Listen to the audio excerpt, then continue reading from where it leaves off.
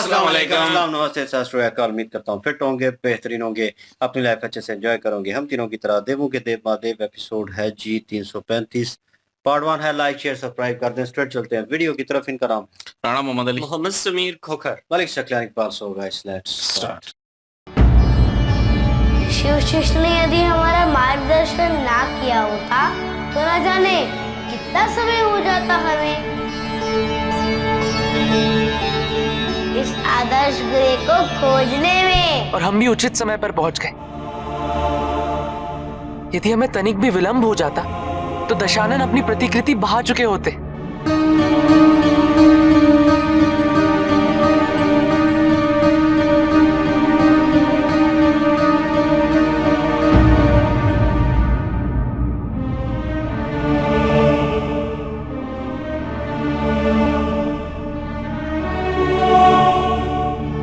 दीदी, आप आसन ग्रहण कीजिए, हम सबको भोजन परोस देंगे। नहीं पार्वती, आज ये सौभाग्य हमें प्राप्त कर लेने दो। तुम महादेव के पास बैठो और उनके साथ भोजन ग्रहण करो।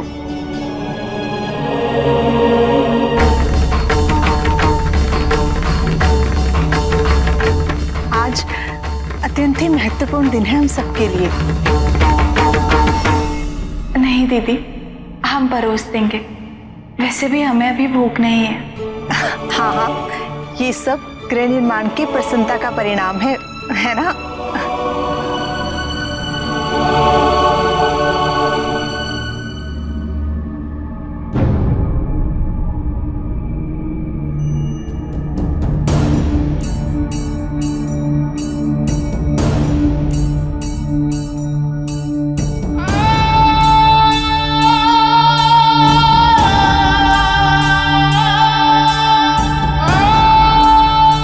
चक्र को परिवर्तित करना यह उचित नहीं। हम अपनी संतान के उद्धार के लिए पुरुष और प्रकृति के अधिकारों का उपयोग करना यह उचित नहीं।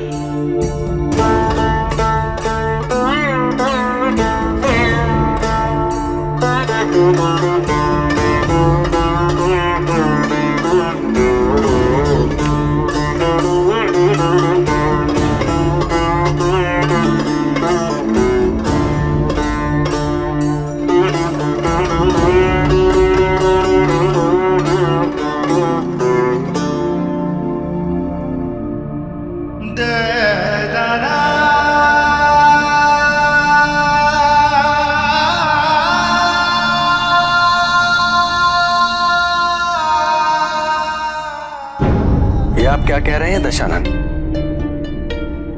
कैलाश पर भवन निर्माण? जी विश्वकर्मा जी, और इसमें मुझे आपका पूर्ण सहयोग चाहिए। वास्तुकला में आपका स्थान अतुलनीय है, तो इस महान कार्य में आपको भी योगदान का अवसर मिलना ही चाहिए। यह तो मेरा सौभाग्य होगा दशानन, और प्रसन्नता मुझे यह भी है कि वास्तुकला में तो आप इतने निपुण हैं, किंतु मुझे यह अवसर दे रहे हैं। तो फिर चलिए मेरे साथ कैलाश, किंतु उससे पहले हम अलकापुरी चलेंगे, मेरे भ्राता कुबेर के पास। आइए आइए।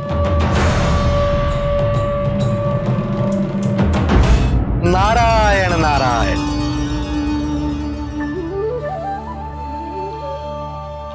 प्रभु, अंततः कैलाश पर गृह निर्माण का कार्य प्रारंभ हो ही गया। अब मुझे माता पार्वती के समक्ष जाने में कोई संकोच नहीं होगा, और कैलाश पर कोई कलह की परिस्थिति भी उत्पन्न नहीं होगी।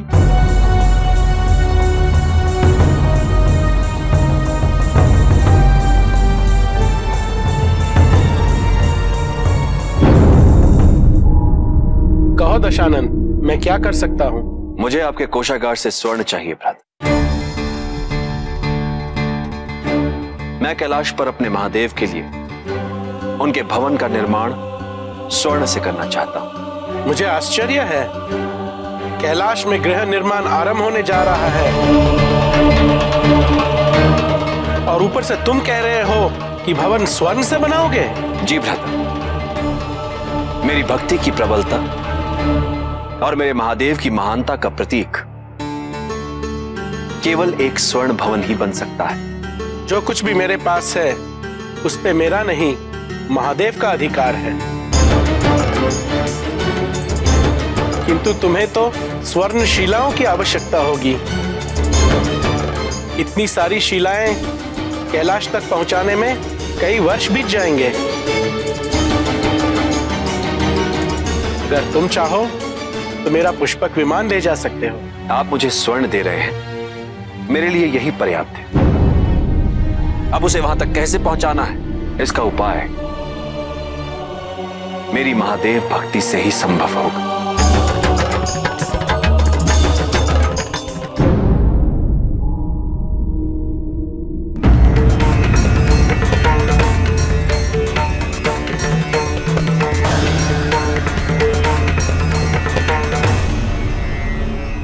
पार्वती, तुम माया के चक्र में उलझ रही।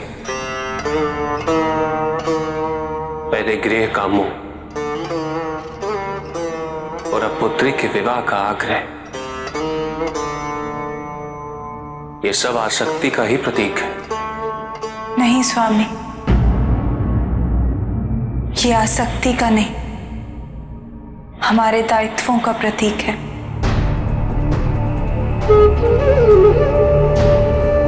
जिन्हें हम पूर्ण नहीं कर पा रहे।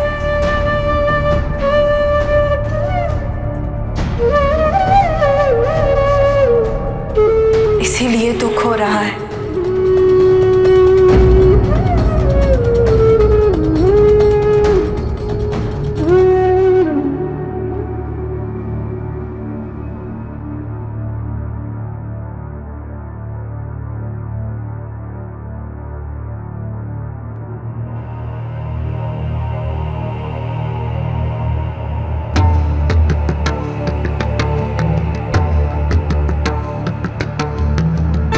तो इसीलिए तुमने भोजन नहीं किया, ताकि मैं तुम्हारी बात मानकर अपनी स्वीकृति दे दूं। नहीं स्वामी, हमारी इच्छा ही नहीं है कुछ भी ग्रहण करने की।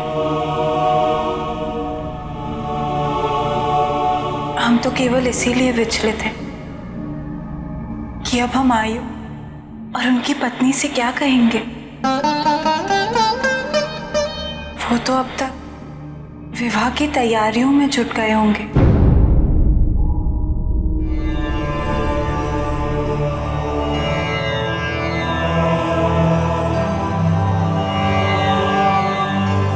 महर्षि, अब इस आश्रम में नहुष के कुछ ही दिन शेष हैं, क्योंकि शीघ्र ही माता पार्वती हमारे पुत्र को बड़ा कर देंगी।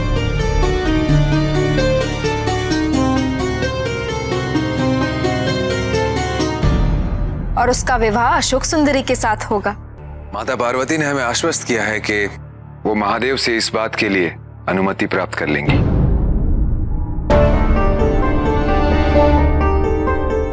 अब आप नहुष की शिक्षा के इस चरण को शीघ्र पूर्ण कर दीजिए। किंतु नहुष की शिक्षा पूर्ण होने में अभी समय शेष है, और शिक्षा प्राप्त करने में शीघ्रता करने का परिणाम कभी कल्याणकारी नहीं हो सकता। परंतु ऋषिवर, विद्या तो अंतहीन है। शिक्षा आजीवन प्राप्त की जा सकती है। यदि हम नहुष के शिक्षा के पूर्ण होने की प्रतीक्षा करते रहें तो अशोक सुंदरी और नहुष का विवाह कैसे होगा ऋषिवर? विवाह के उपरांत नहुष की शिक्षा पुनः प्रारंभ की जा सकती है। महर्षि, अब आप हमें अनुमति दीजिए। विवाह की तैयारियां आरंभ करनी है। बस तिथि निश्चित होते ही हम नहुष को लेने आ जाएंगे। आज्ञा दीजिए ऋषिवर।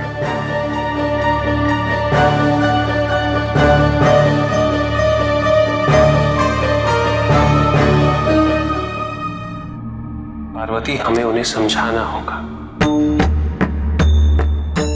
की प्रतीक्षा अनिवार्य क्यों है? किंतु स्वामी, अब बात बहुत बढ़ चुकी है। अब उनसे ये कहना कि ये विवाह अभी नहीं हो सकता, ये हमारे लिए संभव नहीं होगा।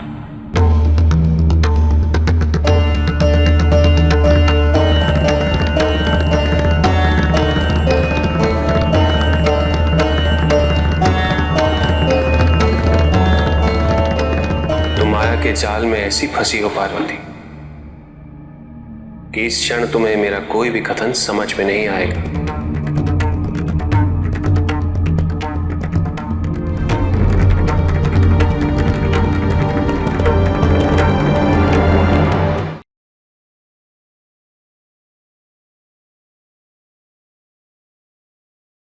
जी गाइस, और सब बैठे हुए थे खाना खाने के लिए, भोजन करने के लिए, लेकिन वहाँ पे माता पार्वती जब वो बातें पहले छिड़ी हुई थी कि अगर हम ना वहाँ पे पहुँचते तो उन्होंने वो जो बनाया हुआ था, वो मॉडल जो नक्शा, वो उन्होंने बहा देना था, विसर्जन कर देना था पानी में। और लेकिन हम जो है वो वक़्त पे पहुँच गए और जो महर्षि वशिष्ठ हैं, उन्होंने सही मार्ग दिखाया हमें। तो फिर जो है माता पार्वती सबको भोजन दिया, लेकिन खुद उन्होंने भोजन नहीं किया, क्योंकि वो उसी सोच में डूबी हुई हैं कि हमने ज़ुबान दी हुई है महाराज आयु को और उनकी पत्नी को, तो वो इसी सोच में डूबी हुई हैं कि उनका विवाह हो जाए, पुत्री का विवाह हो जाए। और हालांकि शिव जी ने उनसे बात भी की कि आप जो है माया के जाल में फंस चुकी हैं। आप ये पहले आपको ये था ग्रह का, भवन का, तो अब आपको जो है वो अशोक सुंदरी का और उनके विवाह का जो है वो चिंता सता रही है। तो आपको होना वही है जो हो, और हो के ही रहना है वो सारा कुछ। लेकिन माता पार्वती जो है वो इस बात को नहीं समझ रही। वो कह रही हैं कि ये मेरा दायित्व है, ये मेरा जो है वो फर्ज है कि मैं ये करूं, अपनी औलाद के लिए करूं और उनका विवाह करूं और उनके लिए घर बनवाऊं। तो ये मैं अपनी औलाद के लिए किस्म की कर रही हूँ, संतान के लिए। लेकिन वो समझ नहीं रही हैं, क्योंकि शिव जी बहुत समझाने की कोशिश कर रहे हैं उनको, लेकिन वो कह रही हैं कि नहीं, ऐसे हो ही नहीं सकता। वो कह भी रहे हैं कि हम आयु और जो उनकी पत्नी है उनको समझा लेंगे। तो माता पार्वती कहती हैं कि नहीं, अब बात बढ़ चुकी है, अब नहीं समझाने होगा मुझसे, और ना मैं ऐसा कर सकती हूँ, अब किस मुंह से करूंगी। तो वो चली गई हैं वहां से। लेकिन वो वही बात कि वो समझ नहीं रहे, शिव जी भी यही कह रहे हैं। और दूसरी साइड पे जो है उधर जो क्या नाम है, महर्षि जो अच्छा, वशिष्ठ हैं, वो भी चिंतित हैं कि अगर ऐसा होगा एकदम से जो है वो ये शिक्षा जो है वो नहीं प्राप्त होती और ये ख़त्म तो नहीं होगी, क्योंकि ये वक़्त लगता है, फिर शिक्षा लेने के लिए वक़्त लगता है। तो वो कह रहे हैं कि ये आखिर तक चलता है ये शिक्षा जो है हासिल करना, तो बाद में हासिल कर लेंगे। तो वो भी इस तरह करके समझा रहे थे उनको और कह रहे थे कि इनकी आयु जो है बढ़ा देंगे और फिर जो है अशोक सुंदरी से इनका विवाह होगा। बहुत कम दिन रह गए हैं आपके आश्रम में। और दूसरी साइड पे जो दशानन है वो भी सब की तरफ जा रहे हैं, पहले गए हैं उनकी तरफ। वो क्या नाम था उनका? कुबेर। नहीं, उससे पहले जो गए हैं विश्वकर्म देव, विश्वकर्म कर्म देव। जो देव हैं उनके पास गए हैं और उनसे सहायता हासिल की है। तो उन्होंने कहा कि आप मुझे स्वयं बुला रहे हैं तो मैं तो ज़रूर चलूँगा। तो उसके बाद फिर वो कुबेर के पास गए हैं, वही सोना लेने के लिए। और उन्होंने कह दिया है कि जो हासिल करना है ले लो। बड़ी-बड़ी शिलाएँ चाहिए होंगी सोने की, तो वो लेके कैसे जाओगे? ये तो वर्ष लग जाएँगे। आप मेरा जो है वो जो सवारी लेके जाते हैं वो ले लो। तो लेकिन उन्होंने मना कर दिया। अब वो कैसे लेके जाएगा दशानन, ये भी आगे देखेंगे। और देखते हैं जी कैसे भवन तैयार होता भी है या नहीं होता, क्योंकि माता पार्वती जी को जो है अब भवन से ज़्यादा जो है अब अपनी पुत्री शोक सुंदरी के विवाह की चिंता है। बिल्कुल जी, यहाँ पे शिव जी जो हैं उनके पास पहुंची हैं और वो कह रहे हैं कि आप मोह माया के जाल में आ गई हैं, कि पहले जो था भवन के बारे में आप परेशान थी, अब अशोक सुंदरी को लेकर आप परेशान हैं। तो आपको लगता नहीं है कि आप मोह माया के जाल में फंसती चली जा रही हैं? तो यहाँ पे माता पार्वती जो है उन्होंने कहा कि नहीं, ऐसा कुछ नहीं है। मुझे ये एहसास इन चीज़ों का है कि ये हमारी ज़िम्मेदारियाँ हैं और अपनी संतान के लिए हमने इन ज़िम्मेदारियों को पूरा करना है, इसलिए वो चिंतित हैं। तो महादेव जो है उन्होंने कहा कि शायद इसीलिए आपने खाना नहीं खाया कि मैं आपको इजाज़त दे दूँगा इस चीज़ की कि महाराज जो आयु हैं, वो जो उम्मीद आपसे लगा के गई हैं, नाहुश की कि नाहुश को आप वक़्त से पहले बड़ा कर देंगी, वो आप कर देंगी कार्य। मैं आपको इजाज़त दे तो दूँ, लेकिन ऐसा मुमकिन नहीं है, ये बड़ा नुकसानदेह चीज़ होगी। माता पार्वती जी जो हैं वो इस चीज़ को लेकर परेशान है कि वहाँ पे महाराज आयु और उनकी पत्नी जो है वो विवाह की तैयारियां कर रहे होंगे, तो उनको क्या जवाब दूंगी। तो इस वजह से वो परेशान है और उन्होंने भोजन भी नहीं किया। वो वहाँ पे पहुंचे हैं जी, ऋषि वशिष्ठ जो हैं उनके आश्रम में, और वहाँ पे जाके वो यही बात कर रहे हैं जी कि आप जो नाहुश हैं उनके कुछ दिन रह गए, तो आप इनकी शिक्षा को जल्दी पूरी कीजिए क्योंकि इनका विवाह होने वाला है, और माता पार्वती ने कहा है कि वो इनको बहुत जल्दी बड़ा कर देंगे। ऋषि वशिष्ठ जो हैं वो भी बहुत ज़्यादा परेशान है इस चीज़ को लेकर। उन्होंने कहा है कि देखें, शिक्षा जो होती है ना, उसमें अगर जल्दबाज़ी की जाएगी तो उसका परिणाम अच्छा नहीं होगा। तो हम ये शिक्षा जो है वो तो टाइम के साथ पूरी होगी। महाराज आयु ने कहा ठीक है, ऐसा करते हैं कि विवाह इनका करवा देते हैं, तो शिक्षा जो है वो उसके बाद भी पूरी होती रहेगी। शिक्षा के लिए तो टाइम लिमिट है को नहीं है। लेकिन ऋषि वशिष्ठ जो हैं वो इस चीज़ को लेकर काफ़ी ज़्यादा चिंतित हैं, वो खुश नज़र नहीं आए इस चीज़ को लेकर।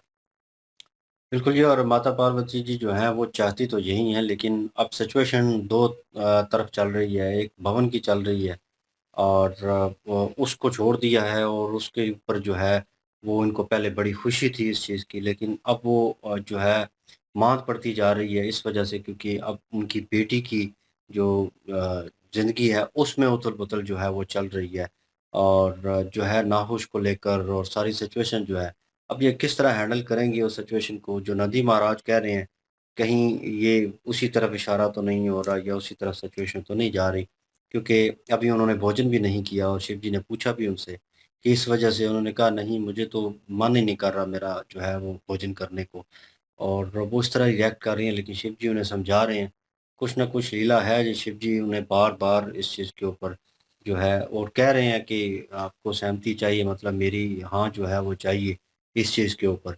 लेकिन अब क्या फ़ैसला देते हैं वो, इसके बाद क्या सिचुएशन होती है, ये नेक्स्ट पार्ट में पता चलेगा। तो नेक्स्ट पार्ट पे चलते हैं। लाइक, शेयर, सब्सक्राइब कर दीजिएगा। इंशाल्लाह मिलते हैं नेक्स्ट वीडियो में। अपना ख्याल रखिएगा, दुआ में याद रखिएगा। तब तक के लिए अल्लाह हाफ़िज़, पीस।